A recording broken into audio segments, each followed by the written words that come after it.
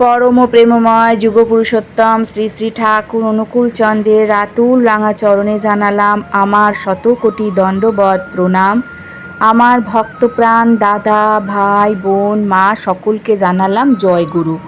আশা করব ঠাকুরের কৃপায় আপনারা সকলে ভালো আছেন, সুস্থ আছেন, সাবধানে আছেন। আজকে আলোচনা করব যে এই চারজন লোকের কাছ থেকে কখনোই সাহায্য নেবেন না, বা এই চারজন লোকের কাছ থেকে সবসময় সাবধানে থাকবেন। আজকে আমি আপনাদের একটা গল্পের মাধ্যমে এই ঘটনাটি তুলে ধরব। এই গল্পের মূলে রয়েছে একটি কাক। এই কাহিনীর মাধ্যমে এমন চারটি কথা বলেছে, তার এই গুরুত্বপূর্ণ কথাগুলো আপনাকে এমন একটি শিক্ষা দিয়ে যাবে যেটা আপনি স্বপ্নেও কখনোই কল্পনা করতে পারেননি। তো চলুন গল্পটা শুরু করা যাক। এক সময়ের কথা, একবার এক জঙ্গলে খুবই দুর্ভিক্ষ দেখা দেয়। সেখানে খুবই আকাল পড়ে, কারণ বর্ষাকালেও বৃষ্টি পড়লেও ওই জঙ্গলের মধ্যে কোনো জল পড়ে না, তাই সম্পূর্ণ জঙ্গল শুকিয়ে যায়। আর তাই ওই জঙ্গলে বসবাস করতে থাকা সমস্ত জন্তু জানোয়ারদের, পশু পাখিদের কোনো খাবারের ব্যবস্থা ছিল না। সমস্ত পশু পাখিরা না খেয়েই মারা যাচ্ছিল, যার ফলে জঙ্গলের সমস্ত জীবজন্তুরা ওই জঙ্গল ছেড়ে অন্য জঙ্গলে যেতে শুরু করে। ওই জঙ্গলের মধ্যে একজোড়া কাক বসবাস করত। এই কাকেরা এই জঙ্গলের মধ্যে দীর্ঘদিন ধরে খুবই আনন্দে বসবাস করে আসছে। এই কাকের জোড়া একদিন একটি গাছের উপরে বসেছিল। কাকের স্ত্রী খুবই ক্ষুধার্ত ছিল, কারণ সে গত 4-5 দিন ধরে কোনো খাবারই জোগাড় করতে পারেনি। তারা দুজন ওই গাছের ডালের মধ্যে বসে শুধু এদিক ওদিক দেখতে থাকে আর ভাবতে থাকে কোথাও যদি কোনো খাবারের সন্ধান পাওয়া যেত। ঠিক তখন একটি শিয়াল মুখে একটি মাংসের টুকরো নিয়ে তাদের দিকে এগিয়ে আসে, যেটাকে দেখে ওই কাকের জিভে জল চলে আসে। এরপর কাক ওই শিয়ালকে বলতে থাকে, হে শিয়াল ভাই, আমি গত 4-5 দিন ধরে না খেয়ে আছি। যদি তুমি তোমার খাবারের কিছু অংশ আমাকে দাও তাহলে আমি খুবই উপকৃত হব। এতে আমার ক্ষুধার জ্বালা মিটে যাবে, না হলে ধীরে ধীরে আমি ক্ষুধার জ্বালায় মারা যাব। তখন ওই শিয়াল মনে মনে চিন্তা করতে লাগলো যে ওই স্ত্রী কাকটি পুরুষ কাকের সঙ্গে ওই গাছের ডালে বসে আছে। আর আমরা সবাই জানি যে শিয়াল খুবই ধূর্ত ও চালাক প্রকৃতির। তাই শিয়াল মনে মনে ভাবল যে এই মাংসের টুকরোটিতে তো আমার পেটও ভরবে না, এর চেয়ে ভালো হবে আমি ওই কাককে বাহানা করে নিজের কাছে ডাকি। আর যখনই ওই কাক আমার কাছে চলে আসবে তখনই আমি তাকে মেরে খেয়ে ফেলব, তাহলে আমার পেট পুরোপুরিভাবে ভরে যাবে। এরপর শিয়াল ওই কাককে বলল, ভয় পাবে না কাক বোন, নিচে নেমে এসো, আমি তোমাকে খুবই যত্ন করে এই মাংসের টুকরোটি খাওয়াবো। বন্ধুরা, ওই স্ত্রী কাকটি নিচে যাওয়ার জন্য প্রস্তুত হয়ে যায়। এরপর সে ওই শিয়ালের কাছে যেতে যাবে, ঠিক তখনই তার পাশে থাকা পুরুষ কাকটি তাকে বাধা দেয় আর তাকে বলে যে, তুমি কি পাগল হয়ে গেছো? ওই শিয়াল হলো তোমার এবং আমার দুজনেরই শত্রু। ওই শিয়াল একজন শিকারী। যদি তুমি নিচে তার কাছে চলে যাও তাহলে সে ওই মাংসের টুকরো ছেড়ে তোমাকেই মেরে খেয়ে ফেলবে। তখন স্ত্রী কাকটি বলে, না স্বামী, ওই শিয়াল আমাদের সঙ্গে এমনটা কখনোই করবে না, আমি অবশ্যই তার কাছে যাব। তখন ওই পুরুষ কাকটি আরও ভালো করে বুঝিয়ে বলে, তুমি আমার কথা শোনো, তুমি ওখানে যেও না, ওই শিয়াল তোমাকে মেরে খেয়ে ফেলবে। স্ত্রী কাকটি তবুও তার কথা শোনে না। তখন পুরুষ কাকটি বলে, তুমি এইভাবে আমার কথা বুঝবে না, আমি তোমাকে একটি ঘটনার ব্যাপারে বলছি। তুমি সবথেকে প্রথমে ওই ঘটনাটিকে খুব ভালোভাবে শোনো, তারপর না হয় যেও। এরপর ওই স্ত্রী কাকটি ওই শিয়ালের কাছে না গিয়ে পুরুষ কাকের থেকে ওই ঘটনাটি শুনতে থাকে। এরপর পুরুষ কাকটি বলতে শুরু করে, শোনো, কিছুদিন আগেকার কথা। এই জঙ্গলের মধ্যে একটি বিশাল বট গাছ ছিল, আর ওই বট গাছের মধ্যে একজোড়া তোতা পাখি বসবাস করত। ওই বট গাছের গোড়ায় একটি সাপও থাকতো। তোতা পাখিরা যখনই তাদের বাসায় ডিম পাড়ত, তখনই ওই সাপ গাছের মধ্যে চড়ে ওই ডিমগুলোকে খেয়ে ফেলতো। যখনই ওই তোতা পাখিরা খাবারের খোঁজে নানান জায়গায় যেত, তখনই সুযোগ খুঁজে ওই সাপ তাদের সমস্ত ডিমগুলো খেয়ে ফেলতো। কখনো কখনো আবার তাদের ছোট্ট বাচ্চাকেও ওই সাপ খেয়ে ফেলতো, যেটা দেখে ওই তোতা পাখিরা খুবই দুঃখী হয়ে পড়তো। তাই তোতা পাখিদের সঙ্গে এমনটা বেশ কয়েকবার হয়। এরপর একদিন তারা ওই গাছের মধ্যে বসে বসে কাঁদছিল। ঠিক তখনই একটি বক এসে তাদের পাশে এই বট গাছের ডালে এসে বসে। সেখানে বসতেই বকটি দেখে ওই দুই তোতা পাখি বসে বসে কাঁদছে। তখন ওই বক তাদের জিজ্ঞাসা করে, হে তোতা ভাই, তোমরা দুজন এই গাছের ডালে বসে বসে কেন কাঁদছো? তোমাদের কি দুঃখ? তখন ওই তোতা পাখি তাদের সঙ্গে ঘটা সমস্ত ঘটনা ওই বককে খুলে বলে। তারা বলে যে আমাদের সঙ্গে এমনটা বেশ কয়েকবার হয়ে গেছে। আমরা যখনই ডিম পাড়ি কিংবা যখনই আমাদের ডিম ফুটে বাচ্চা বেরিয়ে আসে, তখনই ওই সাপ এই গাছের মধ্যে চড়ে আমাদের ডিম কিংবা আমাদের বাচ্চা সবাইকে খেয়ে ফেলে। তাই আমরা দুজন খুবই কষ্টের মধ্যে আছি, খুবই দুঃখে আছি। আমাদের আর কিছু করার নেই। আমরা তো তার বদলাও নিতে পারবো না, আমরা তো তার সঙ্গে লড়াইও করতে পারবো না, কারণ ওই সাপ খুবই হিংস্র।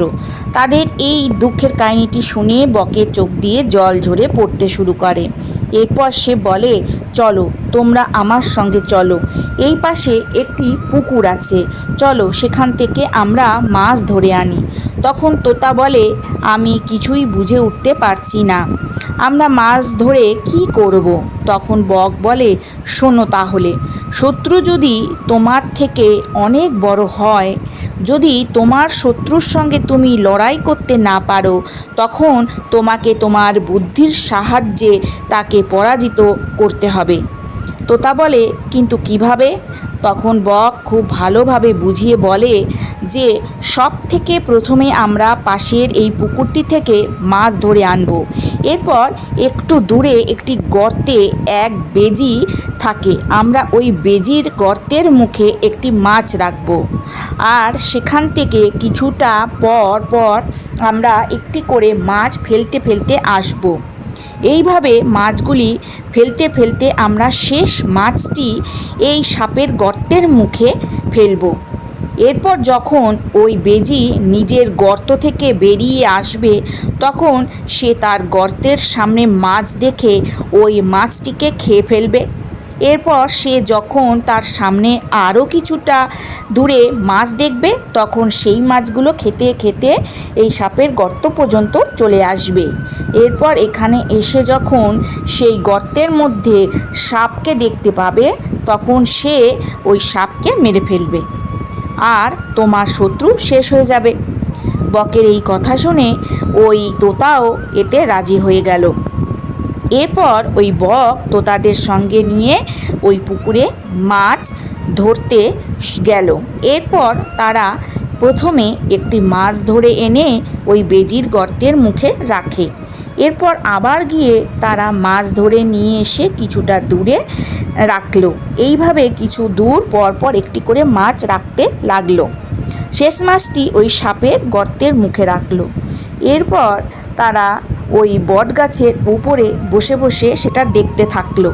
এদের পাশে বসে থাকা বক তখন তাদের বলতে থাকলো যে এখন তোমরা শুধু অপেক্ষা করো, কিছুক্ষণ ধৈর্য ধরো, দেখো কি হয়। কিছুক্ষণ পর বেজি নিজের গর্ত থেকে বেরিয়ে এসে যখন নিজের গর্তের সামনে একটি মাছকে পড়ে থাকতে দেখে, তখন সে ওপরওয়ালাকে ধন্যবাদ দিতে থাকে। সে বলে, হে প্রভু, আপনি আজ আমার উপর অনেক কৃপা করেছেন। আজ খাবার নিজেই আমার বাড়িতে হেঁটে এসেছে। এটা বলে ওই বেজি ওই মাছটিকে খেয়ে ফেলে। এরপর সে একটু এগিয়ে যেতে আরও একটি মাছ দেখতে পায়, সেটাকেও সে খেয়ে ফেলে। এইভাবে কিছু দূর পরপরই সে একটি করে মাছ দেখতে পায়, আর সেগুলিকে সে খেতে থাকে। খেতে খেতে অবশেষে সে ওই সাপের গর্তের কাছে চলে আসে। ওই সাপের গর্তের মুখে একটি মাছ ছিল, সে ওই মাছটিকেও খেয়ে ফেলে। এরপর সে হঠাৎ করে ভাবতে থাকে যে কিভাবে আমি একটার পর একটা মাছ পেলাম, সেগুলোকে খেতে থাকলাম আর এখানে চলে এলাম। এটা দেখে মনে হচ্ছে কারোর বাসস্থান, মনে হচ্ছে কেউ আমার সঙ্গে কোনো চক্রান্ত করেছে। এখানে চলেই যখন এসেছি তখন একটু অপেক্ষা করা যাক। এরপর সেখানে বসে বসে সে অপেক্ষা করতে থাকে। সে মনে মনে ভাবে যে এই গর্তের মধ্যে যদি কেউ থাকে তাহলে সে অবশ্যই বেরিয়ে আসবে। এর কিছুক্ষণ পর যখন ওই সাপটি ওই গর্ত থেকে বেরিয়ে আসে তখন বেজি ওই সাপটিকে দেখে ভাবে যে মনে হয় এই সমস্ত কিছু এই সাপটারই চালাকি। আর আমরা সবাই জানি যে সাপ ও বেজি একে অপরের অনেক বড় শত্রু। তাই এরপর ওই সাপ ও বেজির মধ্যে লড়াই শুরু হয়ে যায়। অবশেষে বেজি ওই সাপটিকে মেরে ফেলে। এটা দেখে গাছের মধ্যে বসে থাকা ওই তোতা জোড়া খুবই খুশি হয়। এরপর তারা ওই বেজিকে বলে, হে বেজি ভাই, আমরা তোমাকে অন্তর থেকে ধন্যবাদ জানাচ্ছি, কারণ ওই সাপের জন্য আমরা খুবই দুঃখে ছিলাম, আর শুধুমাত্র তোমার জন্য আমাদের শত্রু শেষ হয়ে গেছে। আমরা তোমাকে হাজারবার ধন্যবাদ জানাচ্ছি। ওই তোতাজোড়া খুবই খুশি হয়ে ওঠে। এদিকে ওই বেজি যখন দেখে তোতা ও ততি গাছের ডালে বসে আছে তখন সে বুঝতে পারে যে আচ্ছা, তাহলে এই ফাঁদ তোমরাই পেতেছ। তখন ওই তোতা তাকে সমস্ত কথা খুলে বলে। এটা শুনে বলে, হে তোতা বোন, তুমি কি ওপর থেকে আমাকে ধন্যবাদ জানাবে নাকি নিচে আসবে? এরপর ওই স্ত্রী তোতা নিচে নেমে ওই বেজির কাছে এসে বসে, আর সঙ্গে সঙ্গে ওই বেজি ওই তোতার উপর হামলা করে দেয়, আর তোতাকেও সে মেরে খেয়ে ফেলে। এটা দেখে ওই পুরুষ তোতা গাছের ডালে বসে মাথায় হাত দিয়ে কেঁদে ফেলে আর বলতে থাকে, হায় রে আমার কপাল, এক শত্রুর হাত থেকে রেহাই পেতে না পেতেই আরেক শত্রুর খপ্পরে পড়ে গেলাম। এই কথাটি বোঝাতে গিয়ে পুরুষ কাকটি স্ত্রী কাককে বলে, দেখো, এক শত্রুর হাত থেকে বাঁচতে গিয়ে কিভাবে তারা অপর একটি শত্রুর খপ্পরে পড়ে গেল, আর ওই স্ত্রী তোতা মারা গেল, কারণ সে ওই বেজিকে বিশ্বাস করে নিয়েছিল, ভুলে গিয়েছিল যে ওই বেজিও তাদের শত্রু। তোমারও যাওয়া উচিত নয়, ওই শেয়ালটি তোমাকে মেরে ফেলবে। আর তখন সে বলে, ভুল করেও এই চারজন ব্যক্তির কাছে কখনোই কোনো সাহায্য চাইতে যাবে না। এই ঘটনাটি শুনেও স্ত্রী কাকের আগ্রহ অনেক বেড়ে গেল। এরপর স্ত্রী কাক বলে যে কারা সেই চারজন যাদের কাছে কখনোই কোনো সাহায্য চাওয়া উচিত নয়। তখন পুরুষ কাকটি বুঝিয়ে বলে যে সবথেকে প্রথম হলো তোমার শত্রু। তুমি যদি তোমার শত্রুর কাছে সাহায্য চাইতে যাও তাহলে সে তোমাকে কখনোই সাহায্য করবে না, বরং তোমার উপর পেছন থেকে আঘাত করবে, তোমার ক্ষতি করবে, এমনকি তোমাকে মেরেও ফেলতে পারে। তাই নিজের শত্রুর কাছে কখনোই কোনো সাহায্য চাওয়া উচিত নয়। দ্বিতীয় হলো অহংকারী ব্যক্তি। কোনো অহংকারী ব্যক্তির কাছেও কখনো কোনো সাহায্য ভিক্ষা চাইতে যাবে না, এমনকি যদি আপনি মারাও যান। কারণ যদি অহংকারী ব্যক্তির কাছে যান তাহলে সে আপনাকে কিছু তো দেবেই না, তার উপর সে আপনাকে নিজের অহংকার দেখাবে। তৃতীয় হলো প্রতারক। কোনো প্রতারক ব্যক্তির কাছেও কখনোই কোনো সাহায্য চাওয়ার জন্য যাওয়া উচিত নয়, কারণ যারা প্রতারক হয় তারা নানান প্রতারণামূলক কথাবার্তা বলে আর কোনো না কোনোভাবে তারা প্রতারণা করে। তারা আপনার সাহায্য তো করবেই না, এর বদলে তারা আপনাকে তাদের প্রতারণা দিয়ে কোথাও না কোথাও ফাঁদে ফেলার চেষ্টা করবে। আপনার থেকে সমস্ত সুবিধা নিয়ে আপনাকে ছেড়ে চলে যাবে। এতে আপনার খুবই ক্ষতি হবে, যেটা আপনি জানতে পর্যন্ত পারবেন না। তাই কোনো প্রতারক ব্যক্তির কাছে কখনোই কোনো সাহায্য চাইতে যাওয়া উচিত নয়। আর চতুর্থ হলো মাদক আসক্ত মানুষের কাছে, অর্থাৎ মাতালের কাছে কোনো সাহায্য চাইতে যাবেন না। ধরে নিন আপনি কোথাও যাচ্ছেন আর আপনি রাস্তায় দাঁড়িয়ে আছেন, আপনি কোনো গাড়ি পাচ্ছেন না, ঠিক তখনই কোথা থেকেও এক মাতাল নিজের বাইক নিয়ে আসে, আপনি হাত দেখালেন, সে দাঁড়ালো আর আপনি তার গাড়িতে উঠে পড়লেন। এরপর আপনি তো জানেনই যে একজন মাতাল কিভাবে গাড়ি চালাবে, এরপর সে কোনো না কোনো একটি বড় দুর্ঘটনা ঘটাবেই। এই জন্য একজন মাতাল ব্যক্তির কাছে কখনোই কোনো সাহায্য চাওয়া উচিত নয়। হয় আপনি রাস্তাতেই মারা পড়বেন, না হয় খেয়ে মারা যাবেন, কিন্তু এই ধরনের ব্যক্তির কাছে কখনোই কোনো সাহায্য ভিক্ষা চাইবেন না। কাকের এই সমস্ত কথা শুনে ওই স্ত্রী কাক এটা বুঝতে পারে যে আমার স্বামী সত্যি কথাই বলছে, তাই সে আর নিচে ওই শেয়ালের কাছে যায় না। এই কাহিনীটি আমাদের একটা শিক্ষা দেয় যে জীবনে না খেতে পেয়ে মারা যাবেন, কিন্তু তবুও এই চারজন ব্যক্তির কাছে কখনোই কোনো সাহায্য চাইতে যাবেন না। কারণ এই চার ধরনের ব্যক্তির কাছে সাহায্য চাইতে গেলে আপনি সাহায্য তো পাবেনই না, উল্টে আপনার অনেক বড় ক্ষতি হয়ে যাবে, এমনকি আপনার জীবন পর্যন্ত চলে যেতে পারে। আজকের আলোচনাটা তাহলে এখানে শেষ করলাম।